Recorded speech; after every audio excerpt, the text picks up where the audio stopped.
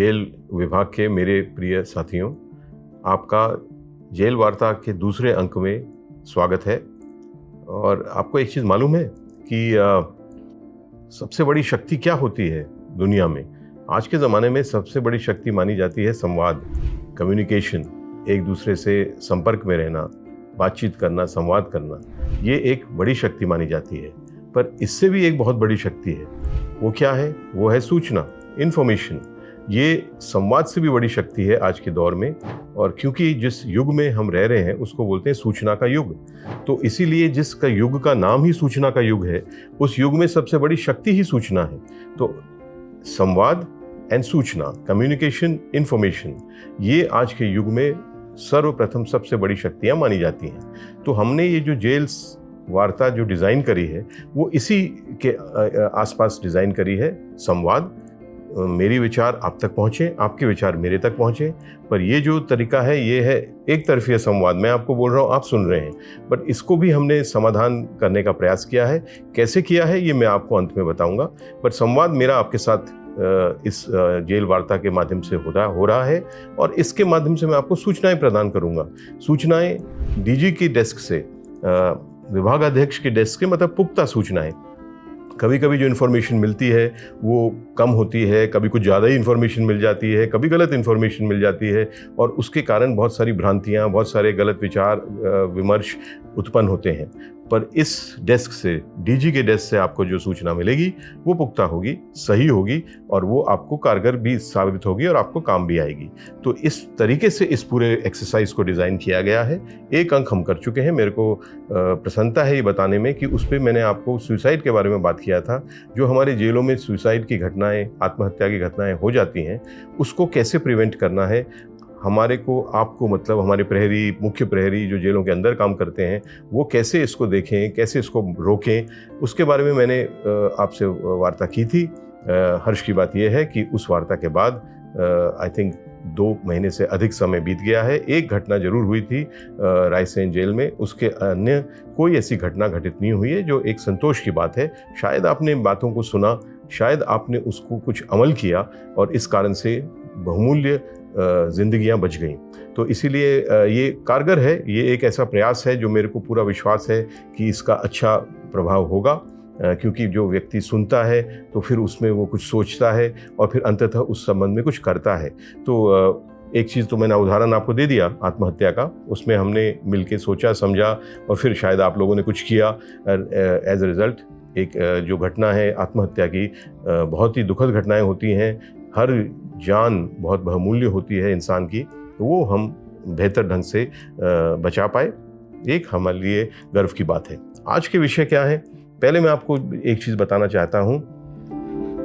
हमारे विभाग में जो मैंने जब इधर पदस्थापना मेरी हुई, जब मैंने कार्यभार ग्रहण किया, तो लोगों ने जो मेरे को प्राथमिक तौर पे मेरे को जो तकलीफ, हमारे स्टाफ की जो समस्याएं हैं जो सामने आई, उसमें से एक समस्या बहुत बड़ी थी। हमारे जो घर हैं, जो स्टाफ के लिए क्वार्टर्स हैं, उसकी कमी, और जो क्वार्टर हैं उनकी हालत ज़्यादा अच्छी नहीं थी। हमारे पास बल करीब 7000 से ज़्यादा का है प्रहरी का, और मुख्य प्रहरी का, प्रमुख मुख्य प्रहरी के 7000 से ज़्यादा कर्मी हमारे 125 जेलों का संचालन कर रहे हैं। पर हमारे पास आवास उस मान से नहीं थे। 4400 आवासों की कमी थी हमारे विभाग में। इसके लिए प्रपोजल्स भी भेजे गए थे। पर मेरे को ये संतोष है आपको ये बताने में, और ये हर्ष का विषय भी हम सब के लिए, कि हमने बहुत प्रयास किए कि हम जल्द से जल्द इस बहुत बड़ी समस्या का निदान करने की दिशा में अग्रसर हों। तो प्रयास कहाँ से किए? प्रयास ऊपर से स्टार्ट किए। एक पहले हमने बजट जो हमें मिलता है नवनिर्माण के लिए, उसमें हमने प्रयास करके वित्त विभाग के साथ, शासन के साथ हर स्तर पे नेगोशिएशन करके 231 करोड़ प्राप्त किए नवनिर्माण के लिए, जो एक रिकॉर्ड है। और जो प्रस्तावित था उससे 2 गुना से ज़्यादा है। वो हमारे लिए बहुत बड़ी उपलब्धि थी। और उसके साथ साथ जो हमारा बजट आता है, जो उपयोग में पहले किया जा रहा है, PWD हमारे मकान, जेल, अन्य व्यवस्थाएं बनाती हैं, उनसे भी हमने सतत संपर्क कर उपयोग जो हो रहा था उसमें भी बढ़ोतरी करी। 92% तक हमने पहुंचा दिया पिछले वित्तीय वर्ष में जो धनराशि का उपयोग हो रहा है। जो पहले सामान्यतः 45 से 50% रहता था, वो बढ़ के 92% हो गया। एज अ रिज़ल्ट एक सूचकांक होता है जिसको 3 से कम होना पड़ता है। जब वो 3 से कम होगा तब आप नवनिर्माण या नव प्रस्ताव आप प्रस्तुत कर सकते हैं। ये हमारे विभाग में 5 से ऊपर चल रहा था, पर ये प्रयासों से एक तो बजट हमें ज़्यादा मिला, दूसरा हमने जो उपयोग था उसको भी बढ़ा दिया। सूचकांक हमारा 1.5 हो गया, मतलब 2 से भी कम हो गया, तो हम नए काम ले सकते थे। तो जैसे ही नए काम लेने का हमने स्तर अचीव किया, तो हमने पहले प्लान बनाया कि हमें करना है, मकान बनाना है। तो मकान बनाने के लिए हमने एक प्रस्ताव बनाया। वो प्रस्ताव हमने शासन को भेज दिया है। जल्द ही उसमें बैठक होगी और उसको अप्रूव भी किया जाएगा, पूरी उम्मीद है। और ये प्रस्ताव 50 करोड़ का है, जो 50 करोड़ से हम अपने विभिन्न जेलों में नए मकान बनाएंगे। ये एक बहुत बड़ी उपलब्धि है, बहुत बड़ी मांग है जिसकी पूर्ति है। लगभग 250 मकानों का निर्माण होगा। एच टाइप मकान होंगे ये। अभी तक जो जेलों में उपलब्ध हैं वो आई टाइप हैं, मतलब 1 BHK। एच टाइप मतलब 2 BHK। तो जो मकान, जो क्वार्टर बनेंगे वो गुणवत्ता में भी वो बड़े भी होंगे, गुणवत्ता भी बेहतर होगी। और जहाँ जहाँ बनेंगे मैं आपको बता देता हूँ, ताकि मैंने बोला ना, सूचना बहुत बड़ा शक्ति होती है। पहले हमने निर्णय लिया कि जो सब जेल है हमारी, उसमें हम पूर्ति करेंगे। जो वहाँ पे कमियाँ हैं, सारी तो हम नहीं कर सकते पूर्ति, बट जिसमें ज़्यादा डिमांड थी उसको हमने आइडेंटिफाई किया और जितने हम बना सकते थे हमने बनाए वहाँ पे। तो इस प्रकार से जो हमने सब जेल चुने हैं वो मैं आपको बता देता हूँ ताकि आपको पता हो। सब जेल मैहर, यहाँ पे 8 क्वार्टर बनेंगे। सब जेल नागौद में 4, त्योंथर में 8, सिहोरा में 4, बरेली में 8, पिपरिया में 4, गौहरगंज में 4, मुल्तई में 8, सब जेल सिवनी मालवा 4, निवाड़ी 4, बेगमगंज 4, करेरा 4, ऐसे करके मैं आपको नाम बता देता हूँ। सारंगपुर में बनेगा गंज बसौदा, लटेरी, नरसिंहगढ़, तराना, कन्नौद, शुजालपुर, सोनकच्छ, बड़नगर, महिदपुर, सबलगढ़, विजयपुर, देपालपुर, सरदारपुर, बड़वा, मऊ, जावद, बैहर, सेंधवा, कसरावद, महेश्वर, जोबट और मनावर। इस प्रकार से 35 सब जेलों में हम कुल 184 आवास गृहों का निर्माण करेंगे। इसके बाद जो अगला स्तर हमने लिया है वो है जिला जेल का। जिला जेल 6 चुने गए हैं, जहाँ पे नव निर्माण होंगे, नए मकान बनाए जाएंगे। इस फेज़ में पन्ना, सीधी, अनूपपुर, श्योपुर, सीहोर और सिवनी, इसमें पहले फेज़ में मकान बनेंगे। कुल मिला के मैंने बताया लगभग 250 और लागत लगभग 50 करोड़। और इसके साथ साथ अगले वर्ष भी 50 करोड़ रुपए में हम मकान का निर्माण करेंगे और उसमें जिला जेल जो बचे हैं वहाँ पे जो आवश्यकता है उनको कवर करेंगे और अगर कुछ राशि बची तो फिर सेंट्रल जेल में हम उसका उपयोग करेंगे। तो ये एक बहुत बड़ी हमारे लिए अचीवमेंट है, उपलब्धि है, आपके लिए सुविधा है जो जल्द ही लागू होगी और ये मकान निर्माण मेरे को उम्मीद है जल्दी से प्रारंभ होगा। मैं आपको ये भी बता दूं कि वर्ष 2007 के बाद इस विभाग में नए मकानों का निर्माण नहीं हुआ है। लगभग 19 साल 20 साल हो गया मान लीजिए एक तरीके से। तो 20 साल बाद ये एक बहुत पुरानी जो डिमांड है हमारे विभाग की, उसकी पूर्ति की तरफ हम बढ़ रहे हैं। आपको बधाई। और ये सुविधा और ये जो आपको मिलनी चाहिए, मुझे अभी तो उसका प्रारंभ कर रहे हैं, मेरे को पूरा उम्मीद है आने वाले समय में हम उसको और सुदृढ़ कर पाएंगे। अगला विषय जिसके बारे में मैं आपसे चर्चा करना चाहता हूं वो है प्रमोशन का, पदोन्नति। ये भी बहुत साल से रुकी हुई थी। 2016 से पदोन्नति किसी भी विभाग में शासन में नहीं हुई थी। माननीय मुख्यमंत्री श्री डॉक्टर मोहन यादव जी के स्पष्ट निर्देश के बाद ये कार्रवाई पुनः प्रारंभ हुई है और उसमें हम भी बहुत तेज़ गति से कार्रवाई कर रहे हैं क्योंकि मोटिवेशन जो होती है ना, मनोबल में वृद्धि, मनोबल के में वृद्धि का एक बहुत बड़ा सूत्र होता है पदोन्नति, प्रमोशन। अगर आप एक पद पे ही रह जाएं तो फिर आपका मनोबल कैसे बेहतर होगा। तो प्रमोशन एक बहुत बड़ा मनोबल को बढ़ाने का साधन होता है। तो प्रमोशन के दिशा में हम सब तेज़ी से बढ़ रहे हैं। मैं आपको उसकी भी जानकारी दे दूं कि कितने प्रमोशन हो चुके हैं इस अल्प अवधि में, एक 4-5 दिन में, और कितने प्रमोशन होने वाले हैं जिसकी लिस्ट भी जल्दी जारी होंगी। जेल विभाग में जेल उप महानिरीक्षक के 2 पद भरे जाएंगे प्रमोशन से। अधीक्षक केंद्रीय जेल जो अगला स्तर होता है उसमें 9 अधिकारी प्रमोट होंगे। वरिष्ठ विधि अधिकारी, हमारे पास एक पद है तो एक व्यक्ति उस पद पे प्रमोट होगा। अधीक्षक जिला jail, district superintendent of jail superintendent में 24 लोग प्रमोट होंगे। उप जेल अधीक्षक जो नेक्स्ट पद होता है उसमें 50 अधिकारियों की प्रमोशन होगा।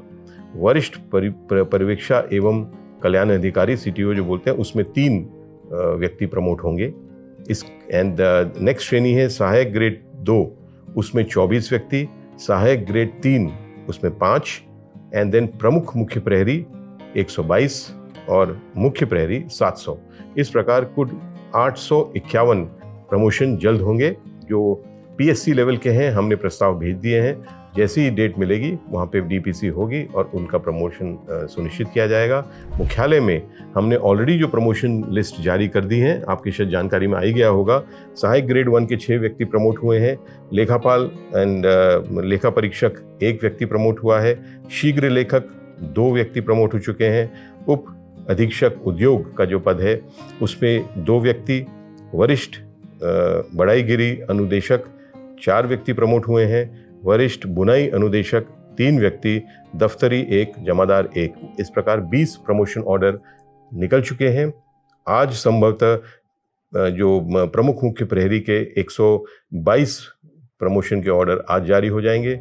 मुख्य प्रहरी के भी हम पूरा प्रयास कर रहे हैं कि फ्राइडे तक या फिर सोमवार तक ये भी जारी हो जाएंगे। 940 अधिकारी कर्मचारी प्रमोट होंगे। जैसे मैंने बोला, मनोबल बढ़ाने के लिए, मनोबल बनाए रखने के लिए और बेहतर कार्रवाई सुनिश्चित करने के लिए ये बहुत अहम कदम है जो इस हफ्ते, अगले हफ्ते तक पूर्ण हो जाएगा। इसके लिए भी जो लोग प्रमोट हुए हैं, जो पदोन्नति पाए हैं, उनको मेरी तरफ से बहुत बहुत शुभकामनाएं।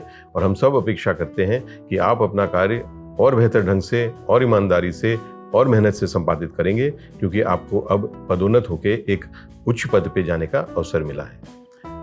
एक और चीज़ में मैं आपको बात करना चाहता हूँ, वो है सिक्योरिटी ऑडिट। ये एक प्रक्रिया है जो इस वर्ष जनवरी से हमने प्रारंभ करी थी, ताकि हमारी जेल में सुरक्षा बेहतर हो।